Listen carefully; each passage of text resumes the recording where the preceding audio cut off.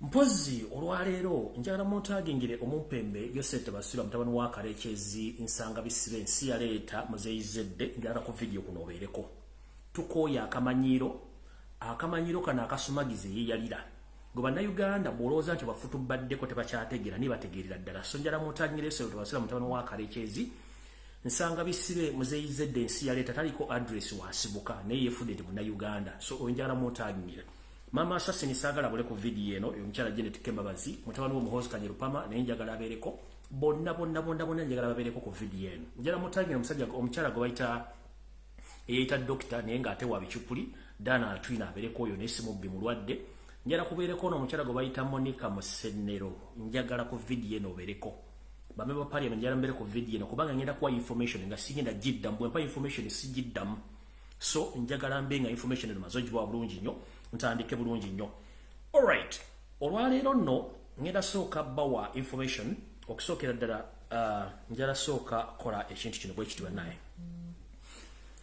Okusookera ddala njala bebaza bannayuganda nga bulijjo bwe bali kulwanira ddembe lyange n'okulwanirira struggle nti nze navaayo n'eriyo bannaffe abatanava mu makomera abakyabonaabona. Guno mulanga gukakata ku bamemba ba parliament mwenna abannoopu abawera 6 oba abawera 57 plus please mbasaba n'obuwombeefu.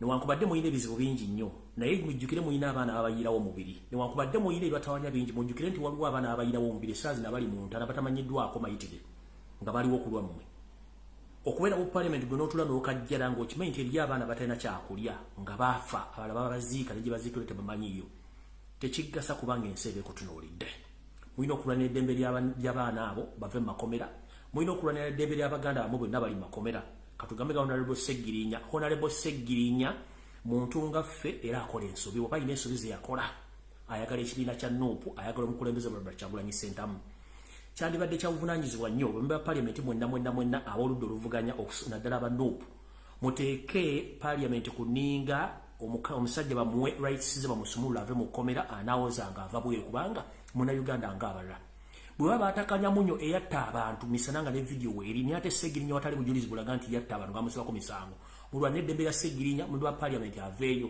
kuba tulugunyiza Segirinya mu parliament olwate ffe ebiyenje oba bannayuganda batalina mwasirizi kiri kitya awo nno saagala kulwawo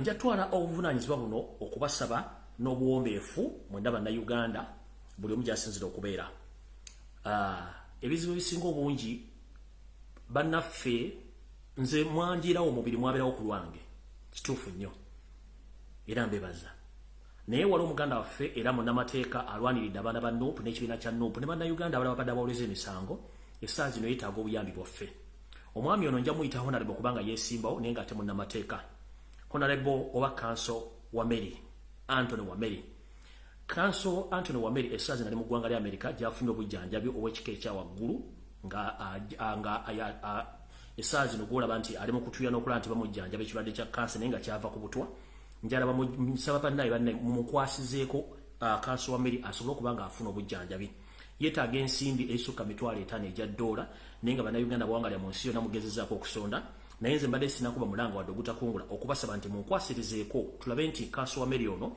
afuna obujjanjabi obw'ekika ekya waggulu nga mumuwa obuyambi ngenda basaba n'obuwombeefu nti bannange nga bweri enkola y'abannayuganda nti twagala nnyo omuntu ng'afudde ate nga mulamu tetusobodde muyamba nze mwanyamba ekituufu sikaayana newankubadde nti sinamaliriza mizibu byange naye Kanso Wameri yeetaaga okuyamba tuleme gamba nti musajja ate bannange omusajja atulumye nnyo naye ng'akulumye nnyo tolina kyokoze nsaba buli muntu yenna alina ekisoboka okuba nti osobola okuyamba Kanso Wameri please omuyambe ofuna akantu konna k'omusindikirayo asobole okuba ng'avunuka enjege eno Kanso Wameri osobola omufuna ku nnamba ze ez'obuntu z'osobola okuteekako ku mobile money wepo n'ennamba eri ku cash app ennamba eri ku mobile money kw'osobola okufunira Kanso Wameri n'omuterayo akantu konna k'oba osobodde eri +256 7788771119 eyo eri mmanya ga mukyala we gwe bayita Olivia Wameri eyo nnamba ya mobile money wonna wooli osobola omufuna eri 0788777 eri mmanya ga mukyala Olivia Wameri eyo osobola omufuna ku mobile money osobola omuteekako ekintu kyonna ky'osobola then eya cash app eri abantu bonna bali mu Europe ne mu America ennamba eno ya mukyala muyita Rohana Cheyune ono ali naye butereevu bwaba muyambako okuba nti bamukolera ebintu byonna okuba nga atereera. Eri +1978332446 eri manya ga Rohana Cheyune ojja kubanga osobola okufuna Council Mary okumuyamba omuwa obuyambi obw'ekika ekya waggulu asobola okubanga ayita mu bujjanjabi bwonna obusinga obungi kubanga tetwagala tugambe nti Council Mary ate yafudde oba yafunye obuzibu singa twamanya saagala tugende ate omuntu tumwagadde nnyo ng'afudde nga mulamu tetusobodde muyamba. Awo nno sijja kulwawo njagadde okusooka okukisa obubaka obw'okubasaba Bannayuganda bonna gye muli then tugende mu maaso ne vidiyo ya leero. Ntandise ne vidiyo ya leero n'ekigula luggi kyekino. Ekigula luggi kya leero era mbatumiddeko mwenna baagala ekigula luggi nti mwebale kugoberera programu eno n'akanyomero kano. Ekigula luggi kyayo kigenda kubeeramu amakowa 3. Ekkowa erisooka lye lino. Buli lwolabanga waliwo ekintu kyonna ekitambula mu ggwanga nga kitandise okujjamu embaliga manya nti waliwo obuzibu. Okusookera ddala njala tutwala okusaasira kwange eri Bannayuganda mwenna baviiriddwako abantu bammwe mu njega yonna ebeeguddewo nti kitalo nnyo ddala Mukama abagumye. Ekyo tusobodde kibagamba nti Mukama abagumye kubanga yagaba ate era yajjawo. Ebintu bino njala mwetegereza ebintu bino mu ngeri esoboka. Ekigula luggi kitandise kiti. Mu nsi yonna teri musajja asinga kutya nga Yoseri ti bahabula tabayisira mutabani wa Kalekezi nsi yaleeta nsanga bisibe yasinga okutya kubanga n'ebigambo bugambo bimukankanya n'agenda mukamugwanya n'atuluoko n'atandika okweraliikira ebigambo ebyogerwa. Mu kino ntegeeza ki? Njala bategeeza nti mwalaba wiiki ewedde ebigambo byali bingi nnyo ku social media baganda baffe aba group ebadde etuzannyira emizango nnyo egitunyumira egisesa egiyigiriza wepo n'egitusomooza tulaga biki ebigenda mu maaso bayita tuyita babizonto abadde abana nga babayingiddemu ne babasattulula. Kino njala kibagamba kiri political tekyabadde nti kiri ku ssente oba kino. Okusattula bizonto yabadde nteekateeka ya gavumenti ya NRM nga bayita mu bantu baabwe ab'omunda okusattula abantu bano.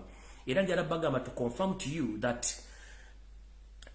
abantu abayise mu bantu bano ababiri abavudde ku bazonto baweerwa ensimbi n'okusuubizibwa ebintu by'enjawulo okwawulamu ekibiina kino nga balowooza nti bagenda kikuba wansi olw'ensonga nti bagezaako nnyo batiisatiisa ne balema era ne babasiba ne basiba ne balema olw'okuba nti akuba owuwa akuba awumba engalo kyabalemerera naye ne bagezaako okwagala nnyo kiko kyawulamu okutuusa lwe basobodde okukyawulamu. Saagala genda nnyo nti details naye njagala bagamba nti abantu abasigadde ku mulamu ababiri okuli abasigadde babiri abali ku mulamwa era abasigaddewo abali ku lutinza abalala. Kuno kwe kuli omwami gwe bayita Serwanja oyasigaddewo gwe bayita Senior Zonto wepo n'oli omwami omulala era yasigaddewo amannya go gagenze gajja kujja oluvannyuma wepo n'omukyali yasigaddewo n'omuvubuka omulago bali ku lutinze eyo gye tuyita comedy official oba bakomedi gye tuyita bizonto comedy official. Abasigadde bali kubyalo kubanga nina information endaga nti bano ba state mafias abakozesebwa okuba nti distracting abantu balowooze nti abantu bano si balungi mu society so nga ate kyali kigendo kya gavumenti kwawula mu bizonto olw'okuba nti bo babadde babakomerera ng'ensobi ze bakola okuzoogerako ziyisa mu ngero wepo ne mu nnyimba okuba nti baswaza gavumenti kwe kusalawo gavumenti bayingiremu ebaggyeko bannaabwe basobole okuggwa naye bagamba nti buli kintu kibeerako omutandisi waakyo. So mukulu Serwanja ono ne munne oli Senior Zonto bwe bakola ekintu kino namukyala yasigadde n'omuvubuka omulala gwe bali ku lutinze eyo gwe tumanyi ng'abantu abaagale ku ludde lw'abantu abasigadde bali ku byabwe ekyo nkibagambye nti mwalimu omukono gwa gavumenti era byonna ebigenda mu maaso simanyi ebya contract simanyi ensimbi nedda ensimbi zibadde zibaweebwa ekyo si kizibu kyabwe. Ekya contract njala kinnyonnyola bulungi mu nsi engunjufu contract zonna bw'oba ogenda okufuna omulimu bakuwa contract n'omanya nti nina omulimu nemba sikoze nina okusasula ku nkomerero y'omwezi teri muntu atayagala contract. So banga bakwasa contract si ekyo kyabadde ekyekwaso ne service kyali ekyekwaso just bano babadde mu mukono gwa gavumenti okwagala obayizaamu. So buli muntu yenna abadde ayagala enkyukakyuka era ng'ogoberera ebigenda mu maaso mu bulamu bwa bulijjo please sigala ng'ogoberera bazonto origina basigaddewo anti bagamba eyawukana ku mugendo yefuuka kaasa. Ekyo nkimaze mukuli yose tabase mutano wa Kalekezi mu kigula luggi kyalyo njala kugamba kumambu manyi kuno kwoli tukimanyi bulungi nnyo wazaala abaana bangi balinga obugulu bw'eggongolo ffe tumanyiko bana abali mu state house abatubaddeko abali mu kulya emmere ne batandika n'okusiwuka empisa okuumuula omukka okutumanyira n'okumanyira eggwanga mu ngeri ez'enjawulo. Tulina abaana bwe wazaala batamanyikiddwa naye nga faamu tumumanyi ng'omuli Kibuule ono osaiduze mukono eyo yafiirwa bazzukulu bo abagwa mu swimming pool kubanga tebumanyi lwaki bagwamu. Kibuulo no gye buvuddeko yali atendeka abayeekera mu bibira by'emikono eyo era aterese bangi nnyo. Tukimanyi nti bukyanga lubanga lwa mmindi mwami gwe ogezaako nnyo okufuula bannayuganda nti basiru okuva mu myaka gya 5 mpaka mu myaka gya 2021. Yesu twagala basiruwaze njala bagamba kino. Waliwo obuvidiyo obutambula ku social media obw'abaana abato abazikwatiddwa nga balikodingidwa mu bibira. Njagala bagamba ekyo ekibira kye mwalabye si ky'e Congo. Byemu ku bibira ebiri emukono nga ali mu kintu kino ye mwami gwe tuyita Kibuule mutabani wa Museveni, omwana w'omuntu mbweza Museveni. Era takimanyi nti sina honorable Kibuule Ronald mwana wa Museveni bwoya. Omwana ono assa abantu bangi nnyo during the campaign trail ya Robert Kyagulanyi Ssentamu. Omwana ono assa abantu b'emukono bamala emukono era tebaggwayo. Ono yakwasibwa omulimu gw'okutendeka abayeekera wepo n'omu ku bakojjaawo bakuba ku bandibadde nga ba ankobe gwe tuyita Henry Tumukunde be bali mu kintu kino. Video ezakwatiddwa zi state funded era state managed okulaga bannayuganda nti abali mu buyeekera buno ba ADF mujjukira ADF ye Museveni. This is to remind the international community there is no ADF as a rebel group or a terrorist group. ADF is Museveni himself. This gentleman, he creates rebel groups, he funds those rebel groups, and himself, he hunts those people using the taxpayers' money. I'm going to explain this later, but please, the international community, I'm informing you, there is no anything known as ADF or Allied Democratic Forces. That rebel group, or Museveni call it that they are the terrorists, they are not terrorists. It's Museveni's rebel group, which he created himself, and he funded that group until right now is just camouflaging to show the international community that Uganda is under attack. Uganda is not under attack. Uganda is under attack by our own people. Museveni is attacking Ugandans because he's under pressure, he's under a political pressure due to the fact that he didn't win the election. So he just wants to legitimize his statement as he did in 2010 when he set a bomb during the South African World Cup, that is 2010, at Rugogo Rugby Club, which took lives of Ugandans, and that led him to invade Somalia without the consent from our parliament of Uganda. It's the same thing which now he's doing, that he went on and invaded Congo with his hidden agenda. So I'm informing the international community, most especially the European unions, the UK government, the United States of America, and the other big organization, please stop funding the terrorist. Museveni is the terrorist himself. He's not a leader. A leader who is civilized, he doesn't treat his followers or his citizens like Museveni the way how he does to Ugandans. Because this gentleman, he's a label. There is no anywhere in the world, any government which can be led by a rebel group, and that government succeeds. So right now, Museveni is under political pressure. So he's trying to divert all the international community and all Ugandans that Uganda is under attack. We are not under attack. Is Museveni himself attacking Ugandans because he's under political pressure? And please watch more of the information which I'm going to give you today, because I have a lot of information about what is taking place in Congo.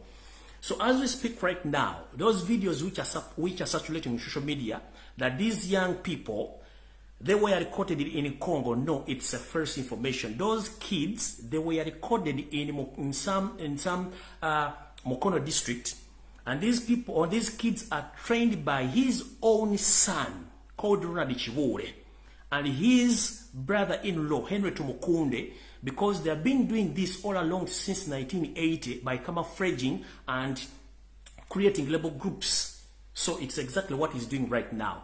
Because if I may ask, there is no anywhere in the world where someone who calls himself or herself that he or she is a rebel, and he comes out, he records himself, he gives the name, he gives out his names and gives out his father's names and where his father stays. That is a first information and the first videos which are supplied by the state-funded social media platforms and TVs. So those videos, they were recorded by Museveni himself using his state-funded social media and TV stations, so that he can legitimize his cause which took him to invade Congo with his hidden agenda. So please don't share those videos. Kanchidde mu Luganda. Mwena banda Uganda bampuliriza. Bu video obutambula ku mitimbagano ya social media obw'abaana abato abadde babangalidde emigemera wala nga bagamba nti baana amanya babogedde ga Kisilamu ate nga baana Baganda. Mwadde muno omusajja kinvinvi eyabadde agambye nti ye Musiraamu era lwanirira eddembe ly'Obusiraamu era Mukama abayambe. Kiri bwe kiti. Omusajja gwe twogera ku Yosef Tabasira mutano wa Kalekezi azza akola ebikolwa bino ebbanga lyonna ng'abuza ensi ne yeeterawo abantu be n'abajjawo n'abazzawo n'abatekawo ssente.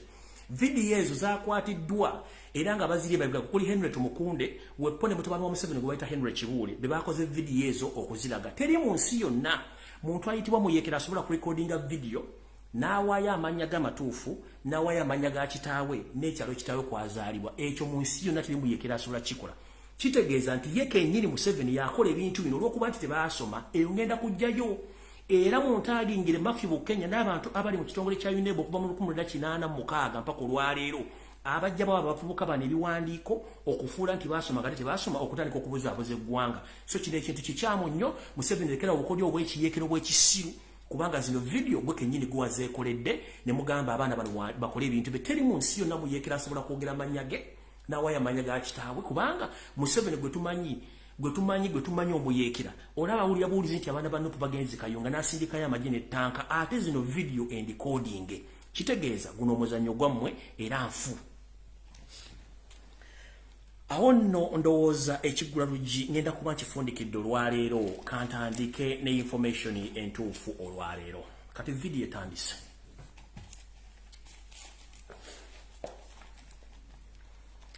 Njala muntu agingira Jeno Katumba Wamala Vincent Bamulanga Kisempijja ntandike ne information ebakwatako egenda kubeera nga security alert ndyoke ngende maaso.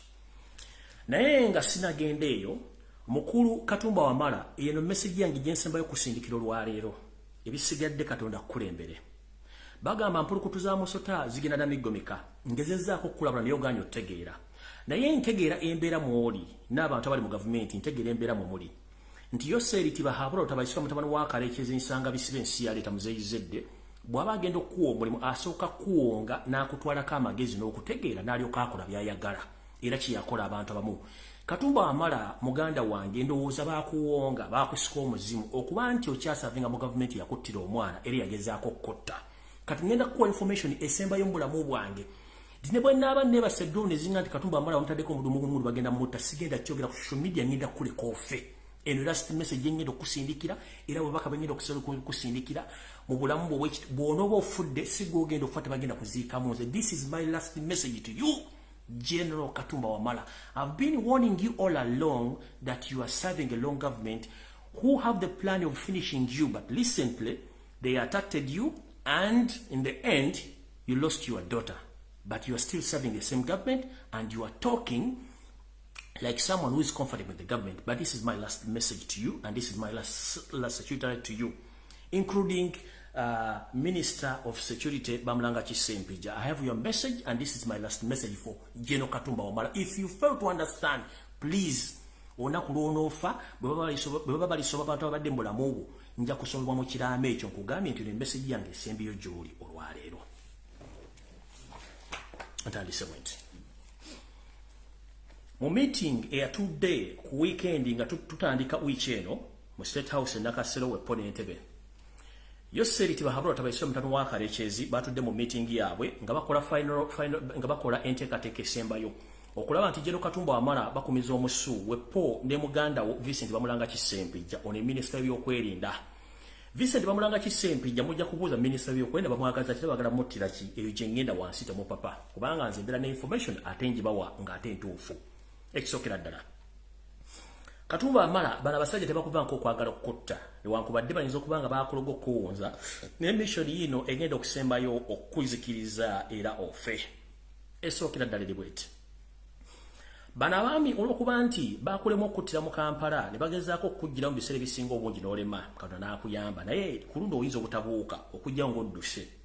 Ekisokera ddala bakimanyi nti gwe minisita w'enguudo era ne ssente zennyini ezaasabwa okugenda okukola enguudo e Congo ezaalibwedde zitaliiyo okubuzaabuza mukulu bakutekedde ogende Congo wepo okuterako gye tuyita ennyongeza ekubenti ekufula comfortable ogamenti kirabe kandi ku kituufu ye Vincent Sempija Bamulanga ki Sempija agenda okubanga ennyongeza bamukutere mu nnyonyi Museveni agenda kusacrifice ennyonyi 2 obeemu nga kye bakola John Garanga ennyonyi efene ennyonyi bagikube egwe nenga naye muoli kiyayimiridde kitya bagambye nti engeri yokka gye tusobola okujjawo Katumba Wambala kwe kumutuma ne Vincent Bamulanga ki Sempija Minister by'okwerinda bagende Congo Katumba Wambala ng'omulimu ogw'omutute gwa kusupervisinga enguudo engeri gye zigenda okukolebwamu nga sente bazirya ono Vincent Bamulanga ki Sempija agende nga Minister by'okwerinda okusoma embeera eri e Congo gye bateeka olutalo mu kino kyonna nga mwenna temugenda kuva mu nnyonyi bagenda gikuba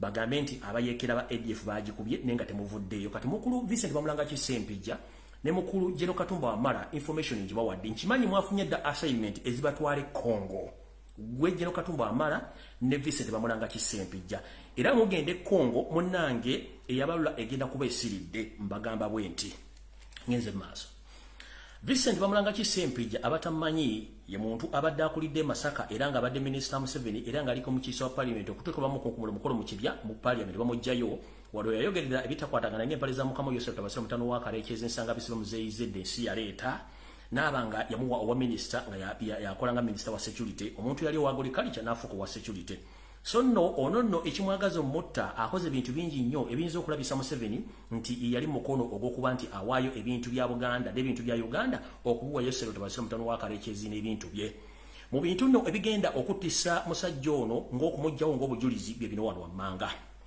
Vincent Bamulanga ki Sempija Yosef Bahaburo Tabasira mutano wa Kareekezi nsanga bisibe muzeyizedde ensi yaleeta yakukozesa okuddira mayiro akenda ak'ettaka lya Buganda nojjako mayiro 2,000 ez'ettaka n'ozimukwanga era n'omukolera n'ebyapa by'ettaka n'obimuwa era abirina mu nsawo ye kati olw'okuba nti baagala kuleka bujulizi mabega nti mujja balumiriza gye bujjako engeri gye bafunamu ettaka lino Vincent Bamulanga ki Sempija kye kigenda okukusa n'okuba nti omanyi bingi ebisinga obungi by'okoledde Museveni ono ng'ate mu mateeka tebikkirizibwa gano nno ge mataka ge wawaayo n'ogwa Yosef Tabasira mutano wa Kareekezi n'omuwana eryapa ng'obikoze nga tebyakubye ku mukono nga otulugunya abantu b'e Masaka mu bitundu bino wammanga era ettaka lino lyaweebwayo dda muno mwe muli ettaka erya Neekongolero n'abatagimanyi ly'ettaka omugenzi Idi Amin Dada mwe yali agenda okuzimba ekisaawe ky'ennyonyi eky'amagye kugaagatuula okuba nga akola emirimu gyagyo kino ekisaawe kiri mu bitundu by'erukayeeyo ng'okutte kiri mu bitundu by'erukayeeyo ng'okutte ku luguudo oludda Erusango mu bitundu by'e Masaka eyo ettaka lino gye liri lino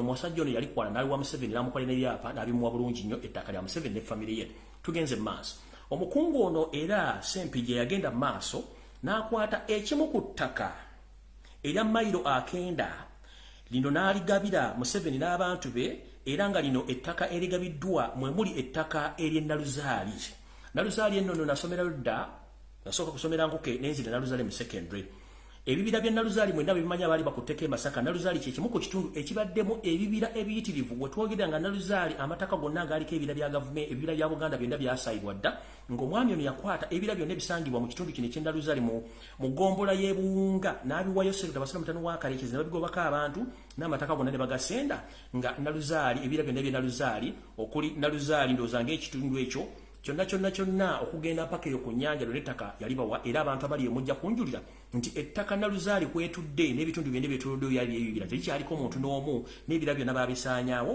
nga Vincent Bamulanga ki Sempija abiwaddeyo ettaka ly'ogeryako liri Mbunga sub county eno nno mmanyiyo bweso kubanga nabeerayo n'ensomerayo kubanga ebira byonna byasaanyizibwawo nga Vincent Bamulanga ki Sempija ettaka lino aliwaddeyo muno mwe muli ettaka ery'Ebukakkata landing site nalyo Vincent Bamulanga ki Sempija aliwayo nalukwasa Yosef Tabasira mutano wa Kareekezi n'abantu be era lya famire erina n'ebyapa balina ne tugenda maaso era n'omwami Vincent Bamulanga ki Sempija agenda maaso n'awaayo ettaka eri famire ya Museveni ne Museveni yennyini okuli ettaka eriri mu bitundu by'eriwo emiyaga ne wakiikirwa Federal Ssekikubo wepo n'entuusi muno mwe muli ebitundu by'obukomansimbi mwoyawa ettaka lyonna n'ebyapa ne babiwaayo nga lino liri ku ttaka mayiro akenda kwe yajja 2,000 n'azigema na Museveni tugenze maaso ono nno yazannya omuzannyo munene nnyo okutunda ettaka lya Buganda okutudde ebibira entobazi wepo n'abantu ko baali basenzeddwa okuba nti batulako ng'abantu ba Buganda muno nno mwe muli ettaka lino eddala wammanga lyawa mwe muli mu kitundu kye bayita Minziiro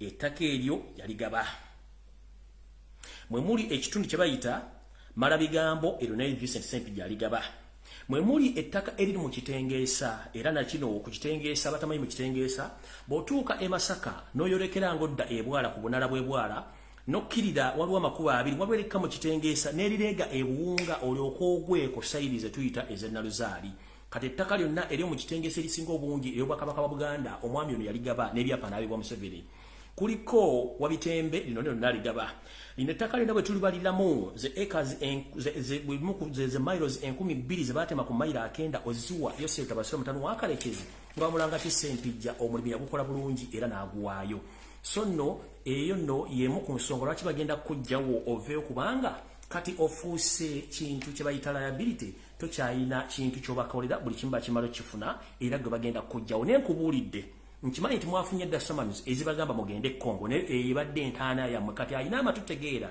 atalina mutwe gw'onomanya nze ogwange ngumaze ngenze maaso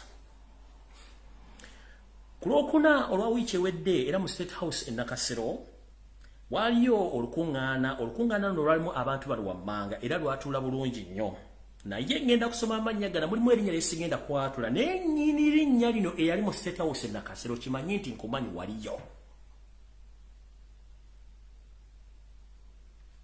ntandisiwa nti meeting eno yalimu Dr. Kiza Besigye Kifeefe mwali Mugisha Muntu David Tinyefunza Abel Kandiho ono yateereddwako ekibonerezo Muhoozi Kanyirugaba Kalekezi Kayihura mwalimu Yoweri Kaguta Museveni yennyini ne Mama Assassin yalimu naye bw'obanga okimanyi nga wali mu meeting eno ng'ate watuuka leeti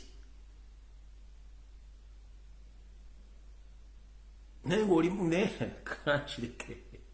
kankireke naye kitegeere nti omuntu yenna okimanyi nti wali mu meeting eno nga weefula nti oli mu opposition era ng'okuba nti oli mu opposition nkulaba mukulu erinnya lino kandisirikire for the sake of Ugandans kandisirikire kubanga bwensoma erinnya lijja kuleeta ttagali kandisirikire naye kimanye nti bw'oba ali mu meeting y'Olwokuna mu State House e Nakasero kumanya gensomye nga waatendinga meeting but very late wajja late but you agreed with each and everything which was discussed on kimanye nti nakutegeera era nategedde nti wooli nze maaso mu bintu ebyetasibwako mujjukirako nga tukyagenda mu kalulu nabagambako nti abasajja bano balina enteekateeka etandika okutiginya emmotoka z'abakulembeze abali mu kibiina kya NUP omuli ba parliament n'abakulembeze mu kibiina kya NUP okuzitiginya nga basasula ensimbi empya n'enkadde nga baziwa bamakanika gye baba bazikanikira oba nezikola saavisi okuba nti batempalinga nazo nti omuntu yenna abaagikozesa waba nga agenda mu ngendo empanvu emmotoka emukyankalaneko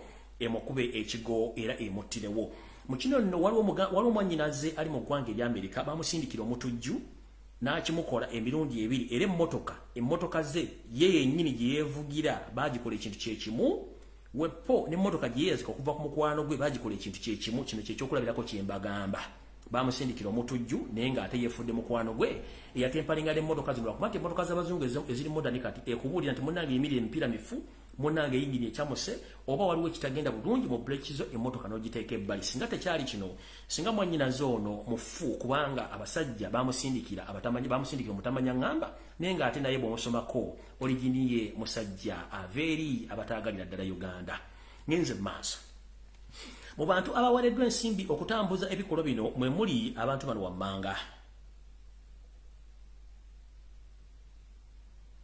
mwe mulitandika na Kiza Besigye Mugisha Muntu wepo ne Kale Kayihura abagenda okutambuza ssente zino ziwa bamakanika okulondoola emmotoka z'abantu gye bazikolera saavisi okuzikyankalanya era mu bintu bino bye baakoze ekintu ekitakoleka era ekitawunyikamu enzita eyakatuwa naye abantu batandise ogyekengera ko bo katudde ku pulaani gye twali tuteesezzaako ey'emmotoka so nno nsubira nti accident ze zibadde zigwa mu Uganda muzegendereze nnyo olw'ebigambo ebigenda mu maaso mu Uganda naye nga buli omuntu eyabadde mu meeting eno erinnya lyo ndiresi nejjukira essaawa zino manyi ku video kuno oyinza kuwulira kuba kwoli naye nga meeting eno wagibaddemu oteekeddwa okuba nga omanyi kye mwadisikasinze okukola abakulembeze ba NUP nga mwe muli Robert Kyagulanyi Ssentamu okutempalinga n'emmotoka ye mu nsonga endala omukulu Robert Kyagulanyi Ssentamu mbadde nkusaba mukulu bw'oba ogenda e Kayunga weegendereze nnyo entambula yo n'abantu b'odiringa nabo kubanga kyo kigambo ekitegeere So njala tegeeza message eno njagala gitegeeza abakulembeze bonna bafuga eggwanga lya Kenya. Eno kanjogere mu luzungu era mugisindike bulungi. This message goes direct to the President of the Republic of Kenya and the entire nation of Kenya. This is to inform you that as time comes, you are heading towards the elections of 2021 of choosing the new President of Republic of Kenya.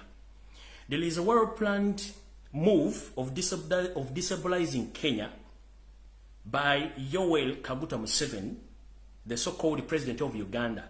He had organized so many randees from different parts of East Africa to enter Rwanda and to disorganize the security system of Kenya and even to disorganize the elections.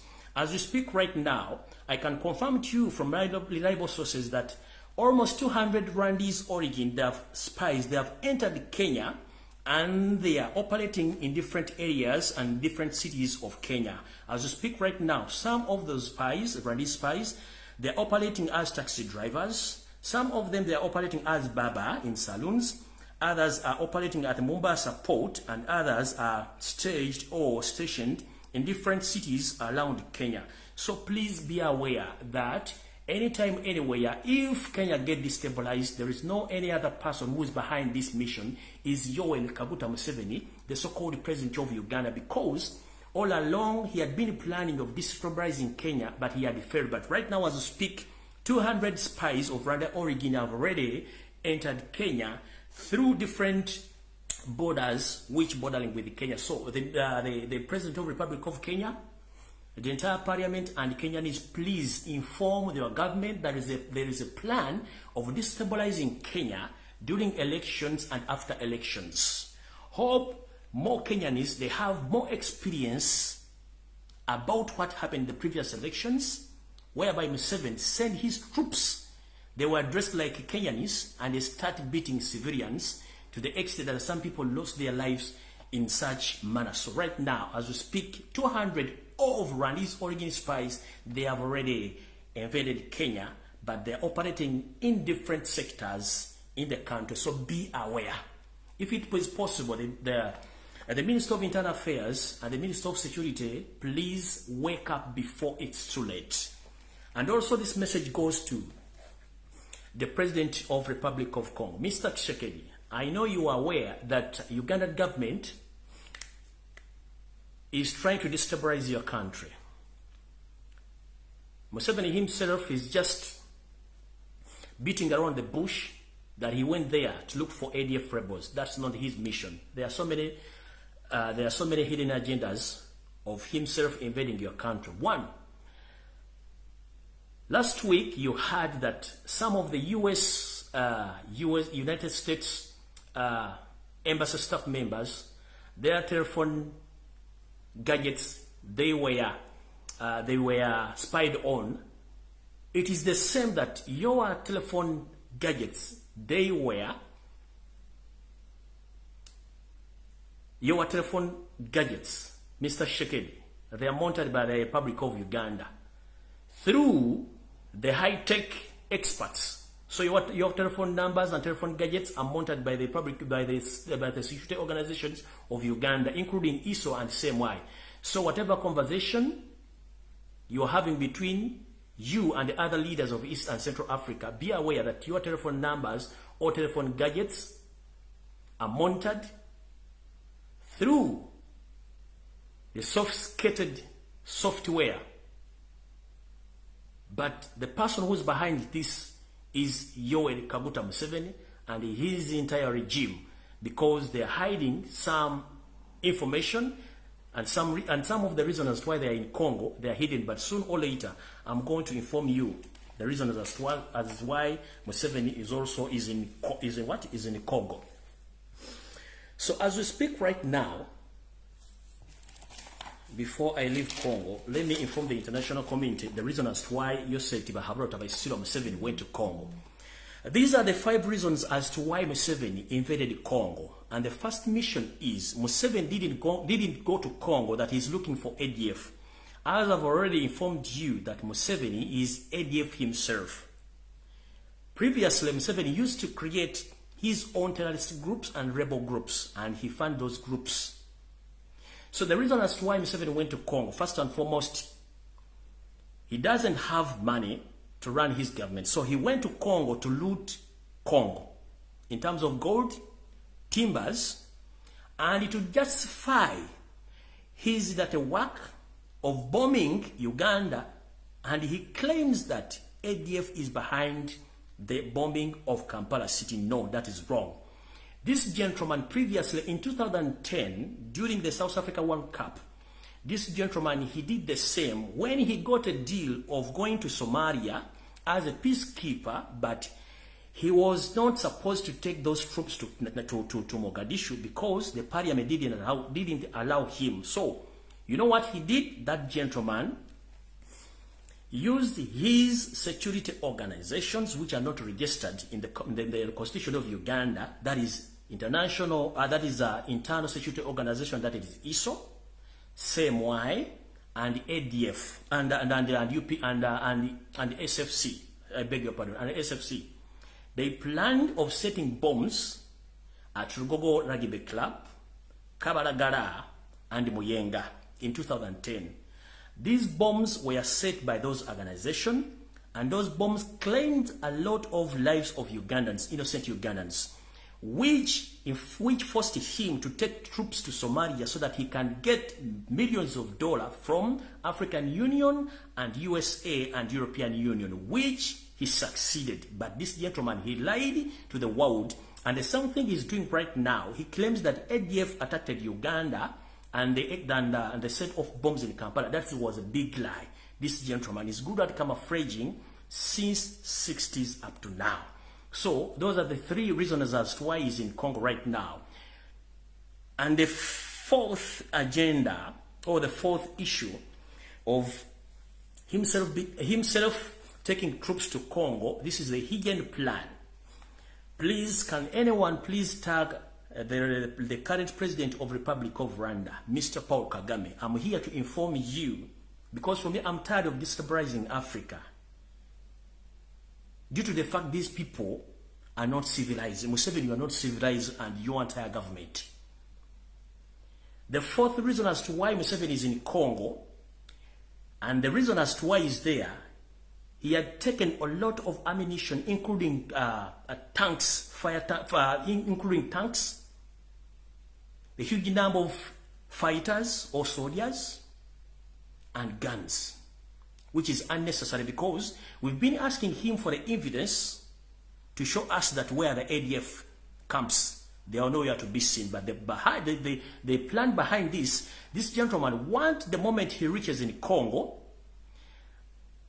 and settle there, as he plans, then he turn against his fellow comrade Paul Kagame by attacking Rwanda directly by using M23 leader Kayumba Nyamwasa and some generals in Rwandan army right now as we speak right now. So, His Excellency of the President of Republic Rwanda, General Paul Kagame, so be aware and be keen, and please tighten your security at all borders which are bordering with Uganda and Congo, because this gentleman, his hidden plan is going to attack Rwanda from Congo. So be aware, because I got this from reliable sources, that this gentleman, after settling Congo, is going to use M23 rebel leader Kayumba Nyamwasa and some generals in your army to invade Rwanda again, because you have some misunderstanding with him and he doesn't agree with you. So anytime, anywhere, tighten your security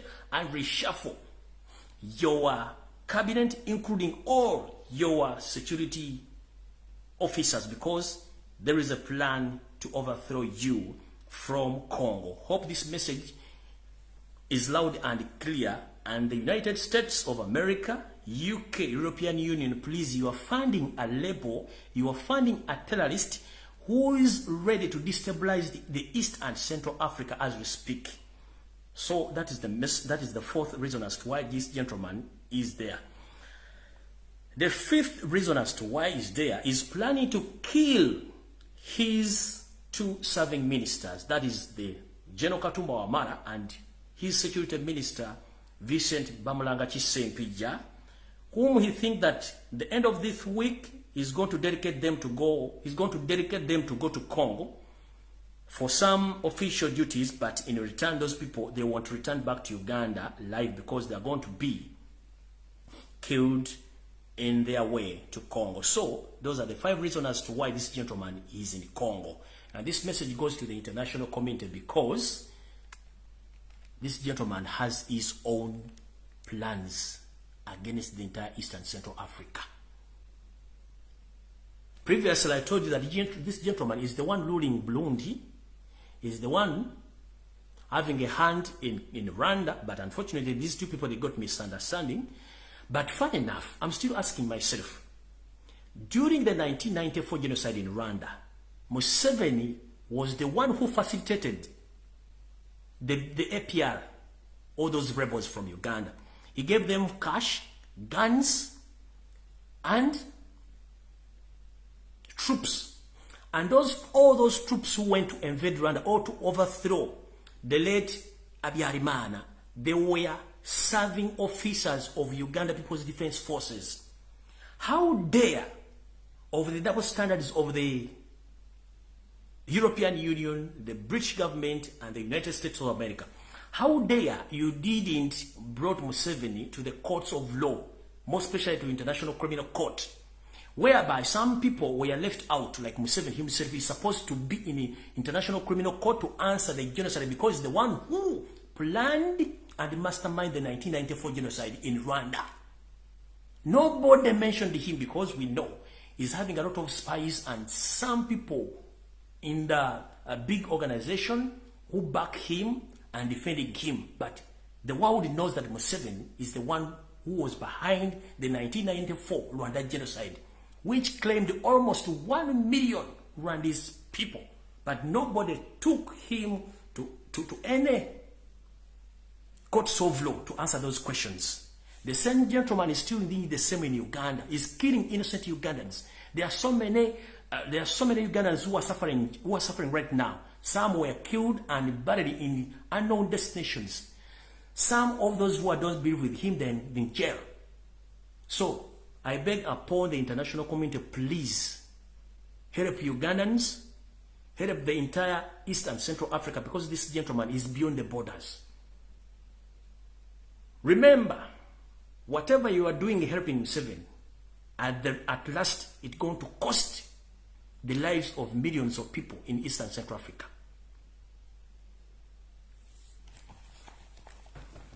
Ngenze maaso.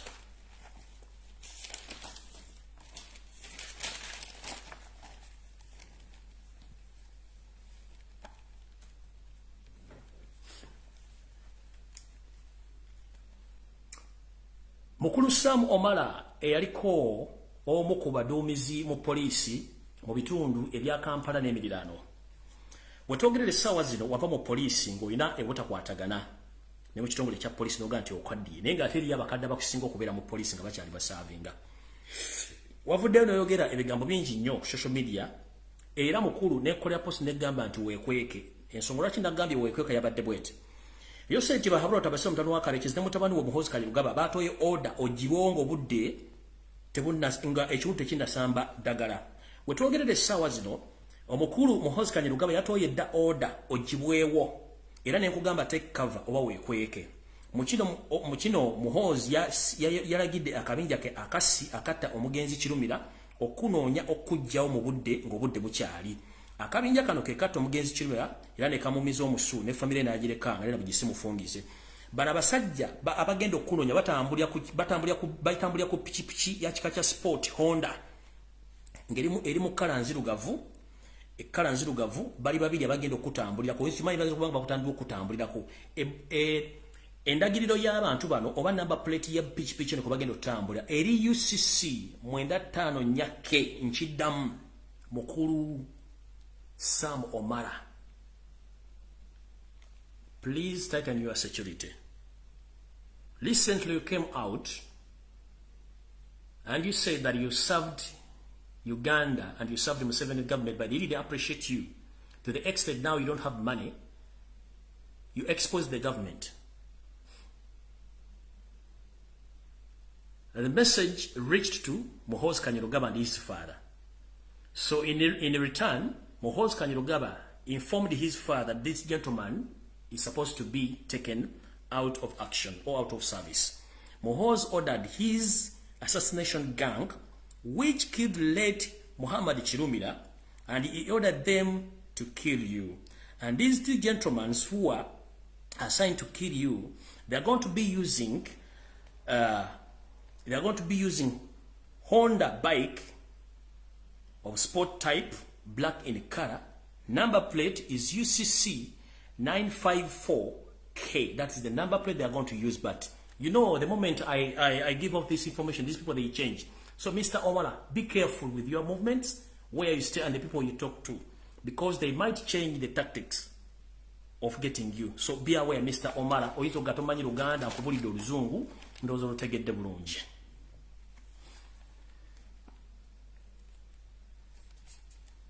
Tugenze maaso.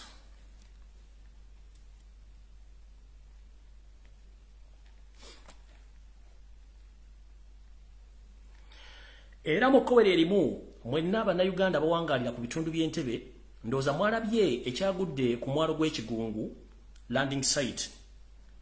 Kino tekyavudde mu bbanga nti omuliro gwazikizisa Kigungu land site okuva mu bbanga. Wetwogerera Kigungu land site eno ettaka lino lyagalibwa State House ne family eno kubanga buli kimu baagala kitwala.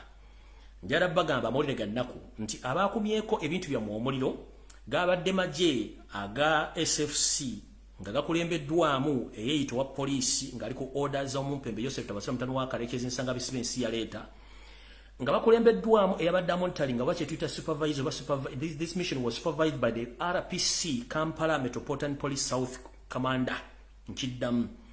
Mission ey'okwokya Kigungu land site message oba okwogera okwokya kuno ebiragiro byavudde mu State House ng'ettaka lino balyagala era ng'eyakulembeddwamu ekintu kino gabadde amagye ga SFC nga gakulembeddwamu owa poliisi aduumira ekitundu ekyobukiikakkono ekya Kampala Metropolitan Commander yabaddemu RPC abamanyi amanya ge ndoza mujja gateekawo awo. So abantu b'Ekikungu temulowooza nti omuliro gwavudde mu bbanga oba mwana yakumye kando.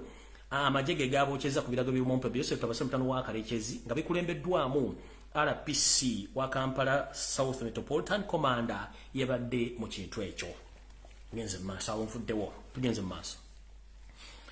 Gye muvuddewo katono nga naakava emikono gye gitawemera muwemba nabategeeza nti Joseph Tabasira mutano wa Karekezi ali mu kutya okwamaanyi ennyo nti ne waatuula awulira takyajaawo.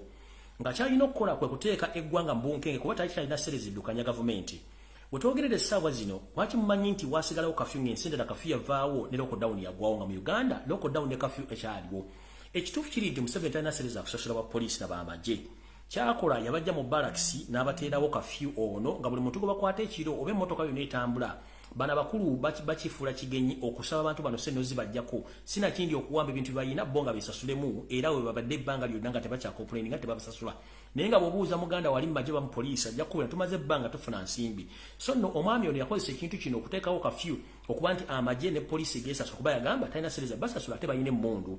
So kwe kulekawo kafyu ono ne lockdown ali mu bitundu ebya Buganda okuba nti akyagenda mu maaso era ensonga lwaki nabagamba previously nti omwami ono agezaako nnyo okufumbira ennamba ez'ekirwadde kye tuyita ssenyiga 19 lumumba mawugwe akizze bakiteeketeeke bakirangirire basobole okuba nti bazzaawo omuggalo ogwokusatu.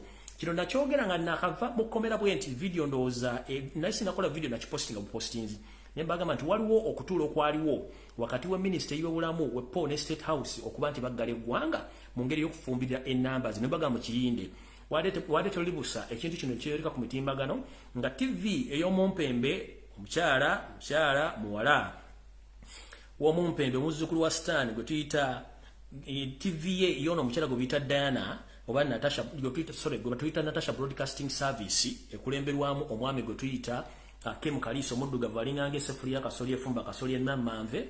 Abamu ku bakozi be ne bavere bagamba nti Uganda wetwogerera efunye ekirwadde ekipya ekya ssenyiga omupya ekika ekirala ekintu ekiwezaako abantu omwenda.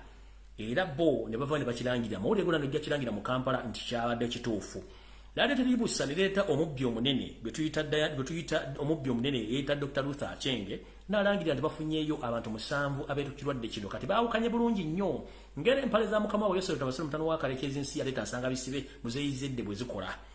Yeyawuddemu amawulire gayogedde birala ye kenyini nasindika minister nayogera birala katebe kubempa wakitegeze namba ze mwagabye zonna zabadde nfunga batu kimanyi nti temwasoma abasinga obungi mutufuga nga mutufugira mu bitu bya kisiru twanede tuli awo omukyala Dana Atwine ne Dr. Monica Musenero batudde ne Museveni ne bakanya engeri gye bagenda okukola mu ekintu kino wabula ngera bagamba nti ezibuka teziraganye ze kubempa na kino ngenda babuli ekisesa mu bintu bino wamanga omukyala ono Dr. Dana Atwine n'omukyala Dr. Chenge wepo ne Monica Musenero bano bababya basinga obukulu mu gwanga mu bintu by'okuzanyira mu bulamu bw'abantu nga batubulira olusayaso olw'ekisiru kumbe batumanyi tutwabuuka dda bwe twogerera essaawa zino abantu bano bagambye Yosef Tobasire mutano wa Kalekezi tuddemu tuggale eggwanga naye Yosef Tobasire mutano wa Kalekezi ne bane babagamba yes mwagala tuggale eggwanga ne tugenda diggala ku ki bale bamugamba kya tufunyeyo covid tufunyeyo senyigo mupya atusobozesa okuggala eggwanga lino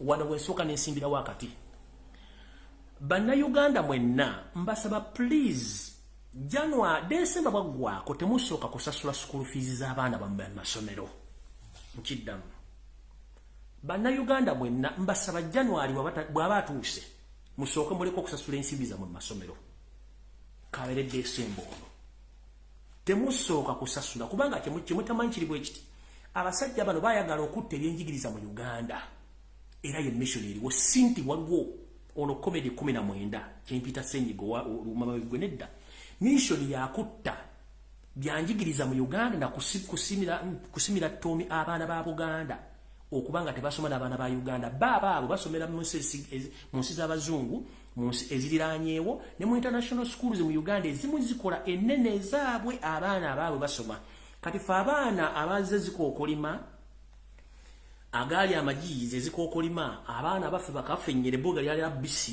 tetugenda kusoma era abaana bano njagala babulira nga nakava mu komera kigatto wange yampa amawulire okuva mu ngamba nti abawala emitwalo 16 bafuna dembuto baana bafuna dembuto era bobbo kujjako nga awonze nnyo bayinza obutadda mu masomero emitwalo 16 kati tuli mu December njakola research ne drones zikyakola research mu bitundu ebisinga obungi bya Uganda njabbawo enamba esinga ku eyo nenga njagala bagamba nti okugalo gwasoka gwennyini abaana ab'obuwala emitwalo 16 bafuna embuto abaana abalenzi abatandise okwekulira n'okwenogera ku nnusu abatayagala kudda ku ssomero bangi kitegeeza ki titosobola kuddira mwana gwa setting nti ayita kusoma n'atandika okuloonya ensimbi n'abanga asobola okuba nga akyasoma kitegeeza ebyenjigiriza babisse beetegereza ensi zonna ezaafiirwa abantu obukadde n'obukadde amasomero gaggulawo abaana basoma mu Uganda kiri ku likodi baagana kubanga bakipulaning nga tebalina okutta education system y'ensonga lwaki bateekawo n'omukyala mama assassin Janet Kembabazi senior to drop out Minister of Education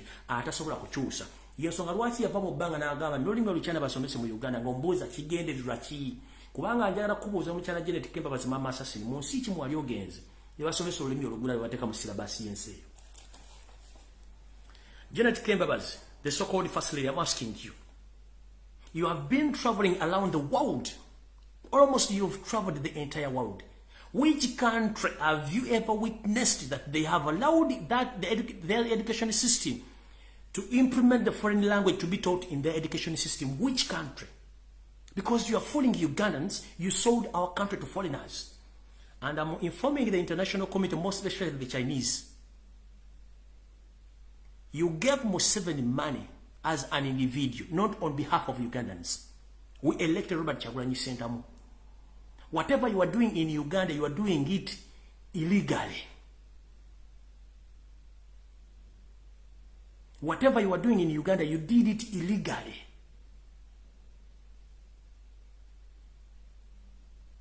And the biggest number of Chinese, you are in Uganda illegally.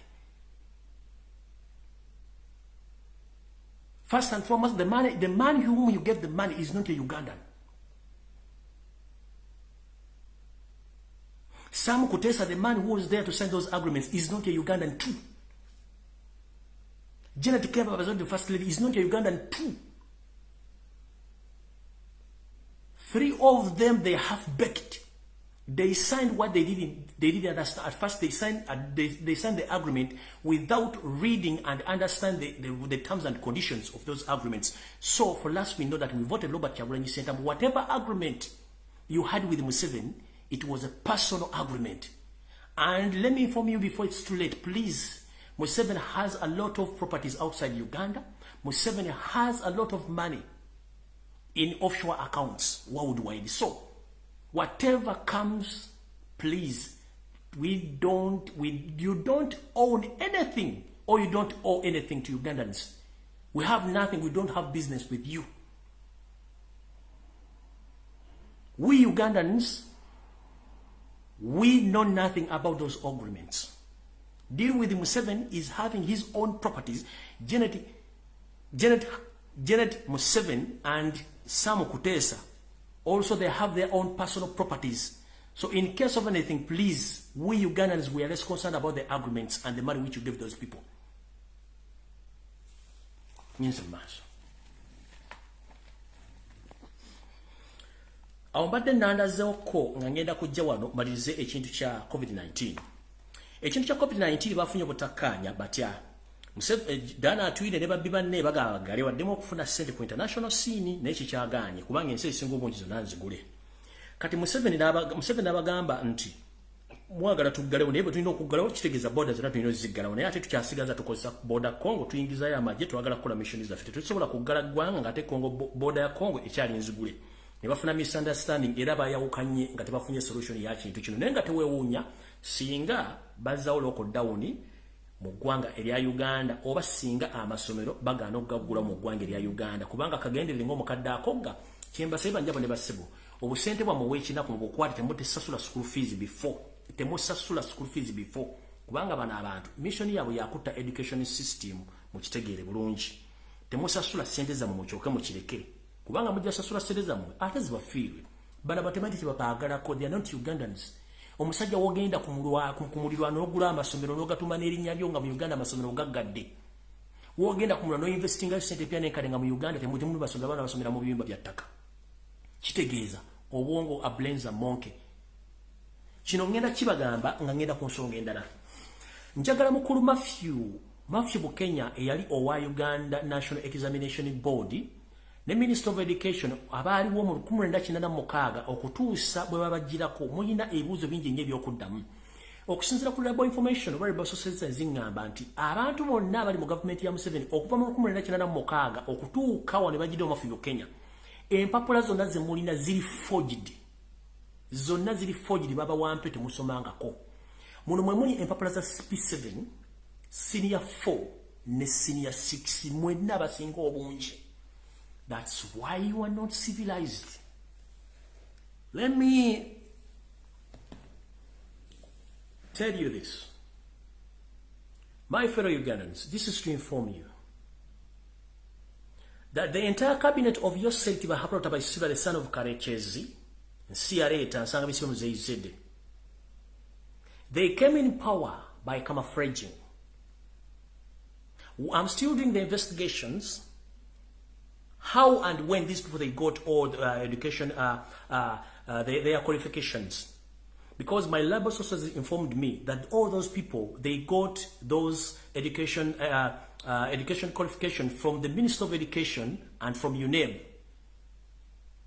But those qualifications they were awarded by those officials who were in those offices since 1986.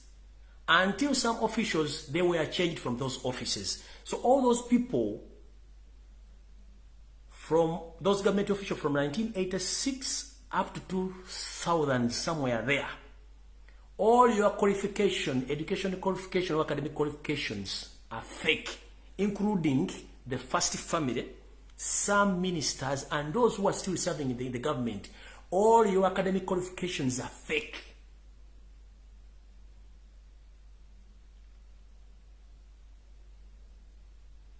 And I'm still doing the investigations because I got the label information, label sources that Matthew Bukenya and the other officials from UNEB and Minister of Education, you know this. You awarded these people academic qualification on gunpoint. That's why they are not civilized. Because a person who is civilized, a person who is educated, you can't kill your citizens. You can't torture your citizens, as Museveni does. We are in the 21st century, whereby We bring issues on table and we discuss issues and we accept or we negotiate than killing each other. Because you are not serious, that's why you're killing Ugandans. So, I'm still investigating that information and I'll soon come and expose these people. Neze mass. Echaloko down chiri matankane. Bwana amosawo, it's up to them. Kubanga bachimanyi it's kigenda kubera political. Techichali nti chiri cha kugeza okutangira bana Uganda butafuna bulwadde. Chiri political. Echo nchimaze. And also I want to inform the international community that that Yoweri Kaguta Museveni, Yoseri Tibahabro Tabaisiba, the son of Karekezi, whom you are funding as we speak right now, and whom you are supporting, is a very dangerous man. Right now is fighting against Muslims in Uganda. Let me repeat this. Right now, Museveni, he knows exactly that all the international terrorist organizations, they claim to be Muslims, which is not true. Some time back, this gentleman, when he wanted the support from the international community, when he was going to wage a war against the previous governments, this gentleman, he had no any other option of getting support from his own religious organization, like the Protestants and the Catholics.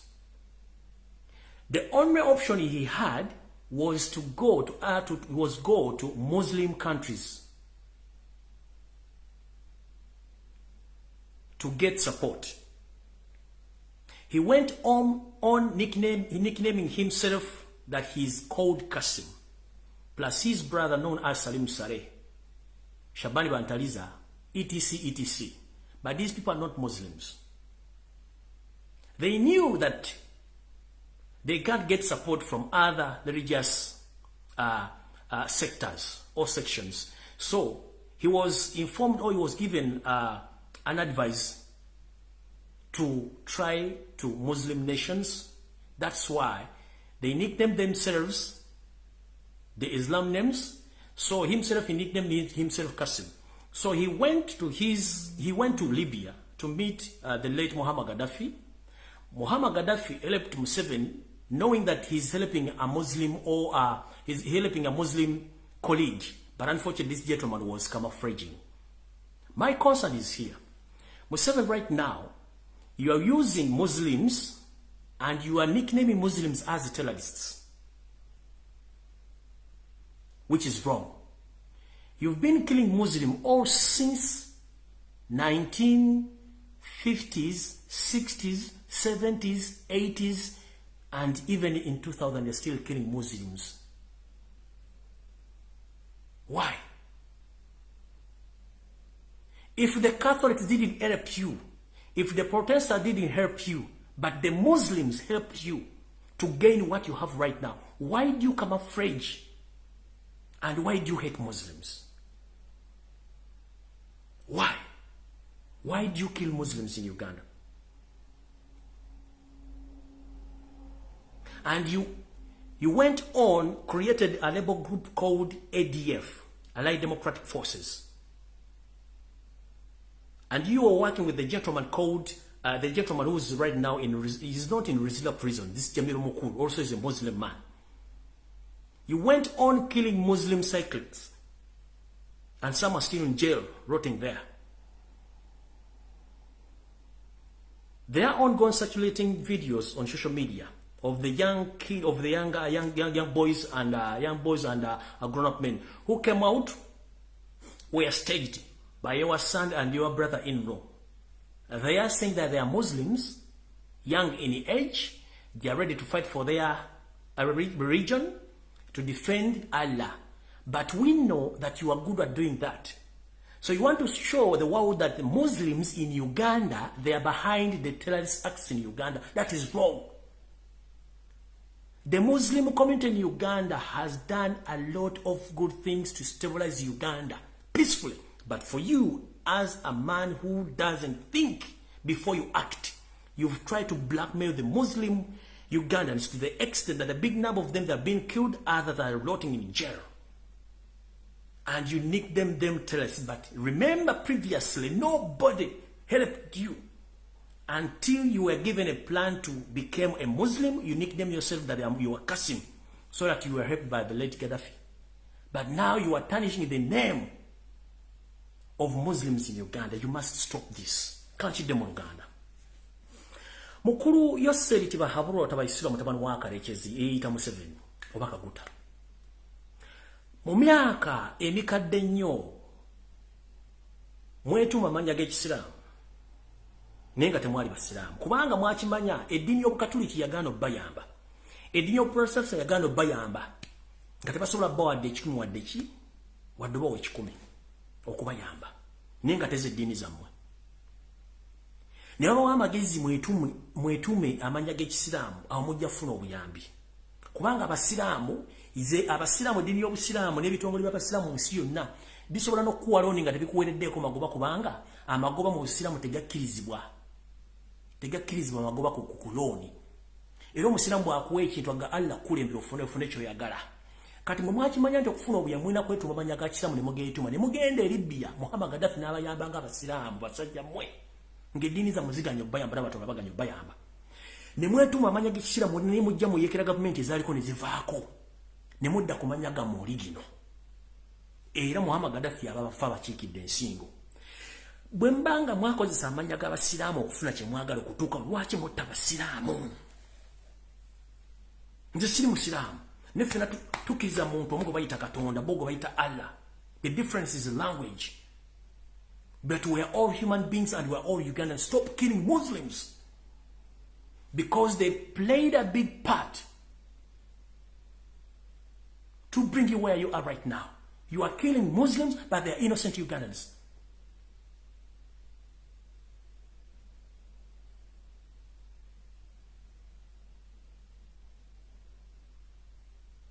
Eddiini ezaaliwo ze wali osinza zaagaana okuyamba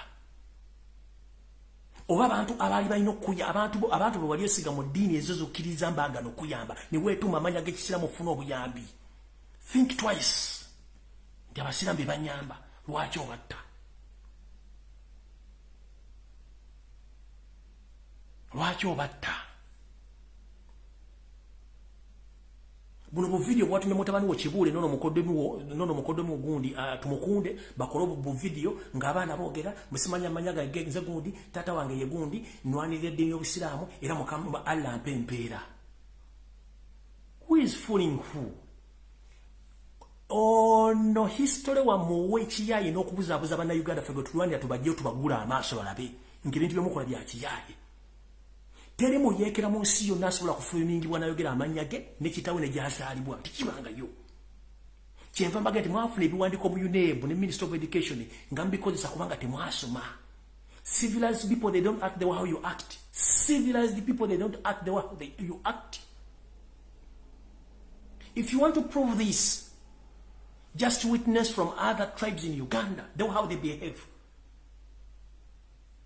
Since 1986, one tribe is ruling Uganda and they are killing Ugandans, innocent Ugandans. Why?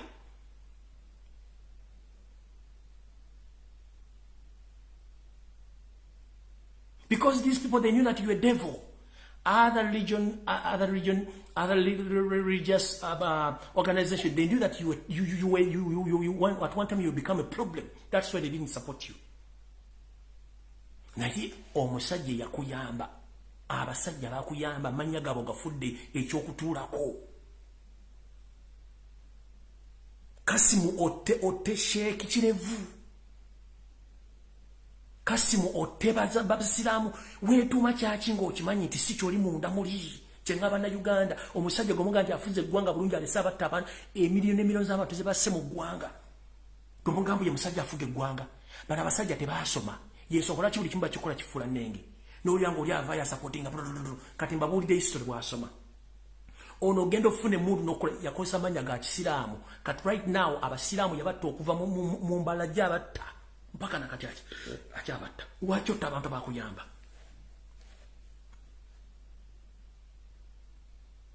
ngane mu government abantu abafuna emirimu wasiramba tono nnyo butongere saazi n'abaana banda Uganda bonna abawala bali mu wala bakola kyeyo saazi na bali mu kutulugunyizibwa bonna ne office za muzitwala abaana baba enamba esinga baga nti buba toli musiramu kitukutwala kubaje tubatwala mbawalamu.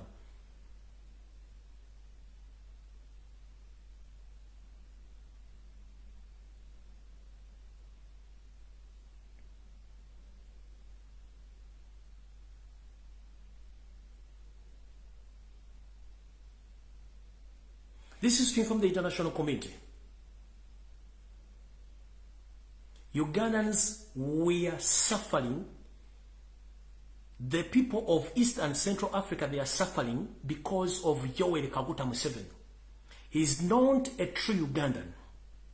He came as a refugee at the age of 14. He came with his mother. He doesn't have any trace of any origin in Uganda. But he is becoming a problem to East and Central Africa, including Uganda. So many Ugandans have lost their lives. Some were buried in mass graves. But you are still finding that gentleman. And I'm continuing encouraging Ugandans, please use your social media platform to expose Museveni. Good enough that you've witnessed the results of using your social media platform, including Twitter. And I'm very happy. And I would like to thank all Twitter warriors. Thank you very much. People using Facebook, please keep on. Twitter warriors keeping on. WhatsApp warriors keeping on. People are posting, what people are sharing and commenting. Please keep on exposing Museveni. Now you are seeing the results. You've witnessed the results. And more sanctions are coming. But those sanctions are coming where? They are coming due to the result that you have been exposing Museveni to the international community. Right now we are in the 1st century. You can use your smartphone to express yourself. Use your phone as a machinery to expose Museveni. You understand exactly what I'm saying. Please use your smartphone as your weapon. Express your right because it's your constitutional right to speak, to choose what you want. Don't be intimidated because Museveni is having a lot of spies on social media who are intimidating people. They come in people's inbox to intimidate them and threatening them that we are going to attack your family. Don't be intimidated. Don't be ashamed. To protect your country and to protect Ugandans, please use your social media accounts and platform and your smartphone gadgets to expose Museveni. The results now are tangible. One of the results, this gentleman called Abel Kandiho is now restricted financially. The next move is going to be wanted by International Criminal Court. Because he's accountable for the loss of almost 200,000 Ugandan youth who have been killed by that gentleman on his orders. 200,000. So please don't be ashamed. Use your social media platform to expose Museveni. Mukozese buli kimu kye mwagala kukola ku simu yammwe mukikozese. Temulina mundu, temulina majambya, temukola buli kimu. Mukozese simu zammwe, mukozese Twitter. Mulwane okubayita okulwana tukyagenda mu siku tugenda kukozesa masimu kubanga boyagala prime minister wa Bongereza omufuna ku simu ku Twitter, boyagala president wa America omufuna ku Twitter, boyagala center wa Bongereza omufuna ku Twitter, boyagala chairman board chairman of IMF omufuna, boyagala chairman wa European Union omufuna, boyagala ne queen osobola omufuna ku Twitter. Kyetubagamba mukozese platform zammwe.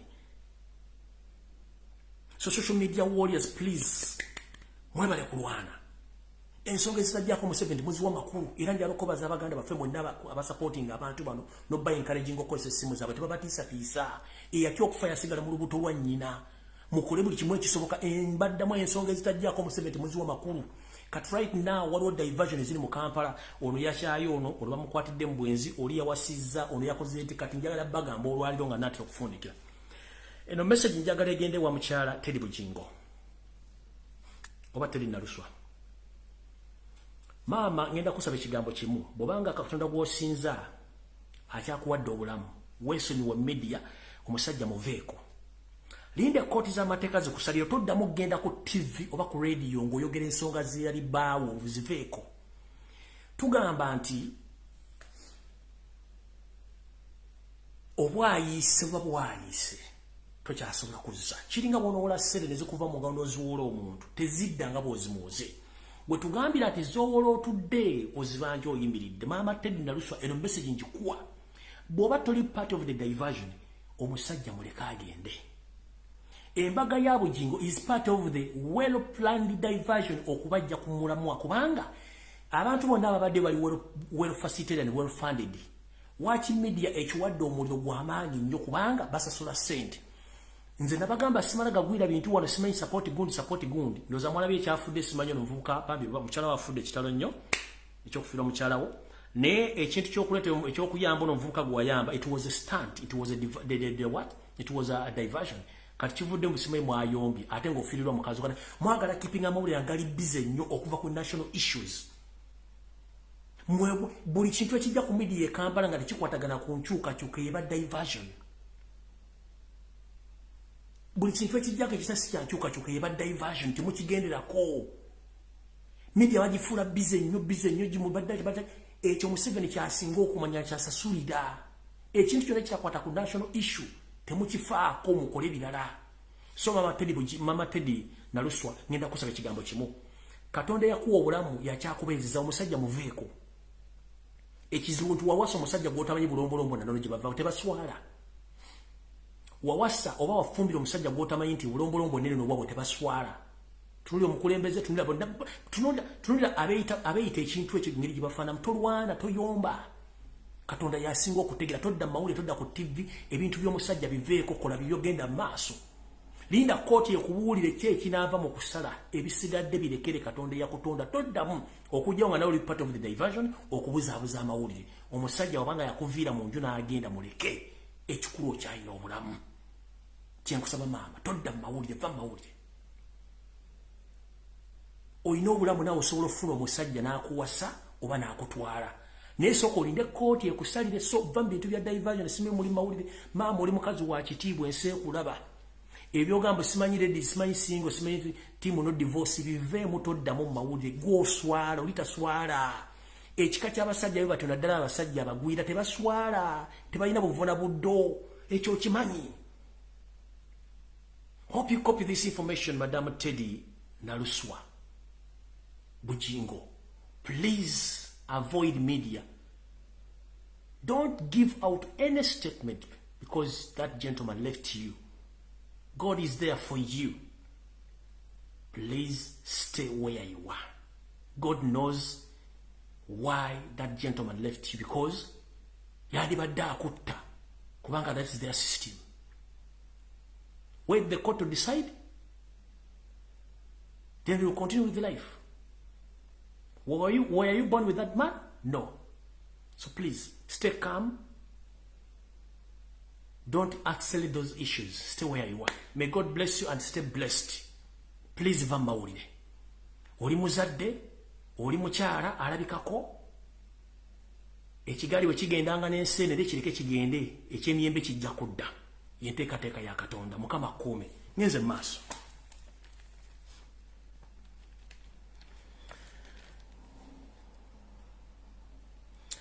Waliwo deal esayiningiddwa olunaku lwa jjo wakati wa wakati wa gavumenti y'Yoweri Museveni mutano wa Kalekezi ne ba commissioner aba human rights mu Uganda nga bano babawadde ensimbi empya n'enkadde okutegeeza ekitongole kino okujja ku radio ne TV okubiriza bannayuganda okujja bagema bafune okugemwa okw'ekisenyiga 19 kubanga bana ekintu kibatulidde abantu baganye okwegema kati mukulu ba commissioner ba Uganda human rights mulina abaana bammwe mulina ne bakazi bammwe mulina family zammwe mutwala abantu bano bakoleke ebyo mwagala so muve ku bannayuganda mbaleke so no yidini nagitegedere muri nga bazze ku TV ba commissioner ba human rights n'abantu bangaze ku TV baba gamba nti mugende mukole ekintu kye mugende mukole ekintu kiri temubuuza kikirwa kikyabandi baba wadde sente era basayinize endagano mugenda bula ku TV ne radio station nga ba promoting ekintu kino ekirala waliwo eddagala erevudde echuba nga ligenda kuyita Tanzania okuyingira Uganda nga lino lya comedy 19 ngenda muyita comedy 19 ng'eddagala lino lizigenda kujja nga ligenda kuyita Tanzania okuyingira Uganda eddagala lino terimanyiddwako rekodi zaalyo teligenda kukola ki naye nga lyakubagema ebirwadde bimumanye ebiriwesaazi ebyalumimawugwe so mbeere careful nnyo nga mugenda okukwasaganya ensonga zino era nga bulijjo bwe nfundikira ngamba nti kiba gy'oli okukkiriza okugenda okufuna empiso oba obutagifuna. It's your constitutional right to accept or not. I'm not stopping anyone, but I'm giving you the information and the hidden agenda of the state. What is behind the state? Recently on Sunday, I told you that even the so-called Katikiro of Uganda was given money to come to encourage all people in Uganda to go to be vaccinated. But please, it's your choice and your constitutional right to decide whether you go or not. But me, I'm just coming here to give you the information which you can't access. But please be aware. There are some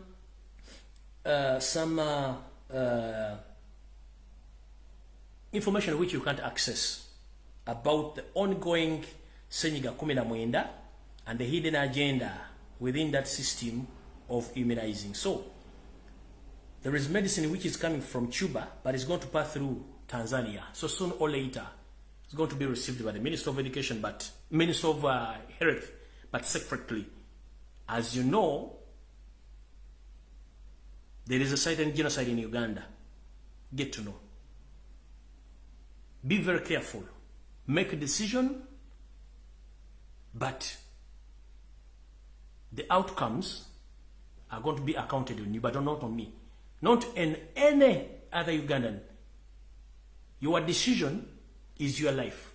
It's up to you to decide whether you go on or may God bless Ugandans and stay blessed.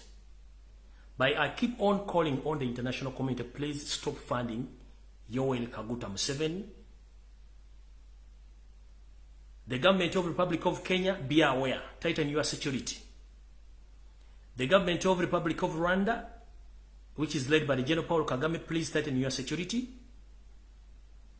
The President of the Republic of Congo, Mr. Tshisekedi, all your telephone contacts are monitored by the government of Uganda. Previously, you've witnessed and we heard that some of the United States staffs at the United States Embassy in Uganda, all their phones were tapped. So be aware. That is my closing statement. Ladies and gentlemen, may God bless you all. Stay safe.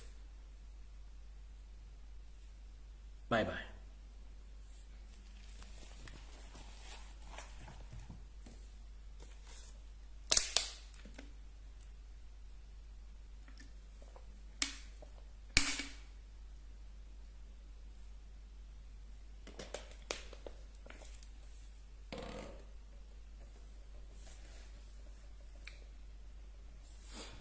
Banange badde mbasibuli naye temwerabira akantu ke mbasabye okutuuka ku mukulu mu lawyer waffe wa Mary tetwagala musanyukira nga ate mukama amututte mu bintu ebitasoboka. So mbadde mbasaba bambi mutuyambe mu obuyambi mu muganda wange wa Mary. Mbagambye enamba zikosobola mufuna eya mobile money eri 077 eri 077 8 7 9 eri mmanya ga mukyala we agayitibwa Oliver wa Mary. Eyo tekako sente zonna zoyagala ku mobile money kubanga omusajja oyo atubeereddewo. Baganda baffe bonna bavudde mu makomera Anthony wa Mary abaddewo. Tetulinayo mulala abaddewo. Abaliwo bakyakola ku misango mirala. Alina ennamba endala gy'osobola okukolako mu abantu abali mu Bulaaya ngeri eri ku cash app. Eri ku plus 197 83 32 44 64 eri mmanya ga Rohana Cheyune oba Rohan Cheyune. Enamba eyo eri plus 19783324464 ya cash app.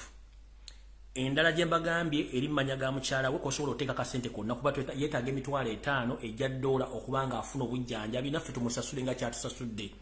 Muganda ffe Anthony wa Mary atulwanidde baganda baffe bonna ababaddewo era abasinga obungi bavudde mu kumererwa kuba nti ye yali asobola okulya sente n'atuvaamu yagana okulya sente.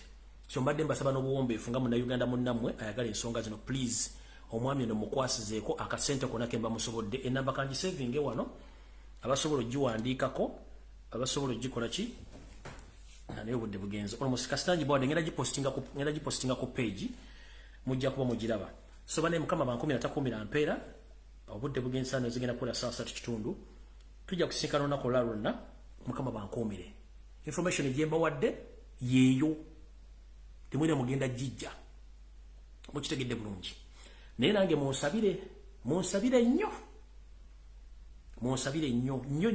munsabire nnyo netaaga essala nnyingi nnyo biro byebawa tebyajja bibawa ate tebyajja bibabuulira okujjako okwongera okunsabira na buli kimu ekyetaagisa